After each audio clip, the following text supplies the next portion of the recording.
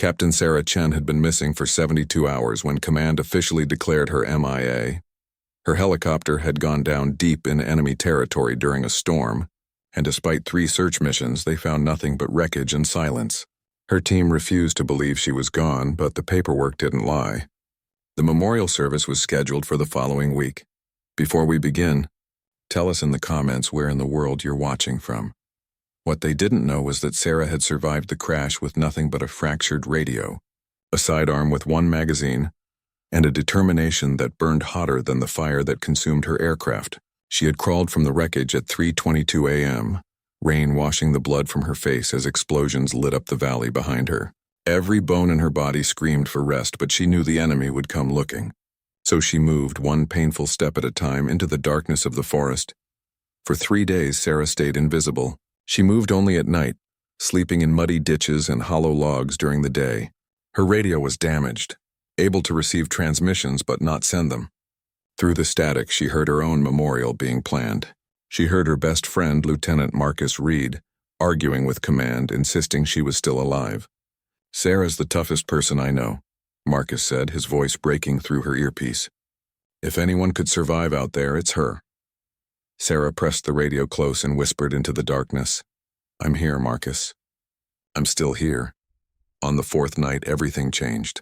Sarah had been tracking a convoy of enemy vehicles when she stumbled upon something that made her blood run cold. Hidden beneath camouflage nets in a canyon was an entire battalion preparing for an assault. Hundreds of soldiers, dozens of armored vehicles, and enough artillery to level a city. She checked her coordinates twice, her hands shaking. This wasn't a random force.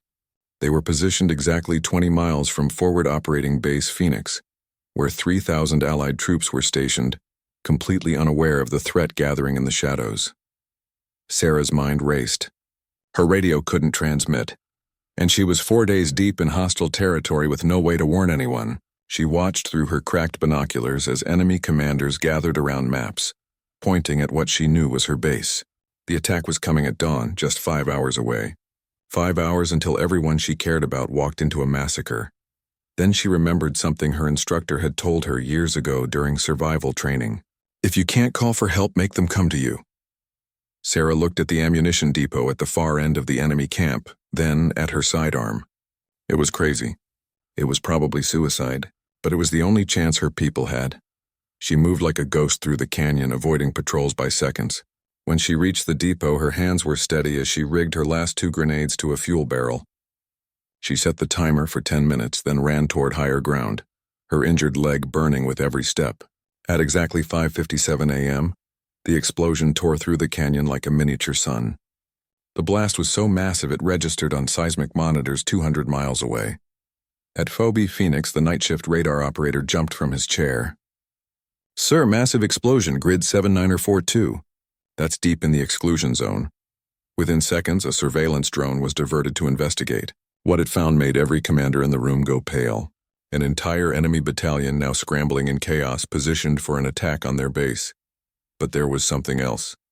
The drone's thermal camera caught a figure on a ridge, frantically waving at the sky. Someone was signaling. The operator zoomed in and his jaw dropped. "Sir, that's Captain Chen. She's alive." Command exploded into action. But Sarah wasn't done yet. She had found an old flare gun in an abandoned outpost. Loading her last flare, she aimed it at the canyon where the enemy was regrouping, marking their exact position. Then, using the wreckage of an old radio tower and her damaged equipment, she managed to jury-rig a transmission. It was weak, broken, barely audible, but it was enough.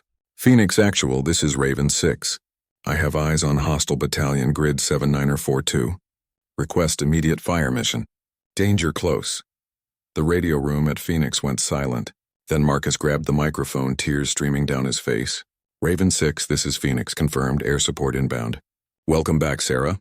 8 minutes later, 2 fighter jets screamed over the canyon. Sarah had painted the target with her last flare, and the pilots didn't miss. The enemy battalion never made it to FOB Phoenix. 3,000 lives were saved because one woman refused to quit. When the rescue helicopter finally pulled Sarah aboard at 8:33 a.m., Marcus was waiting. He grabbed her hand as the medics worked. "You were dead," he said, his voice shaking. "You were officially dead." Sarah smiled through her exhaustion. "I was just running late." Later, when the doctors asked how she survived, Sarah's answer was simple. I had people counting on me. That's all the reason I needed. The woman they had declared missing in action had done more than survive. She had saved an army,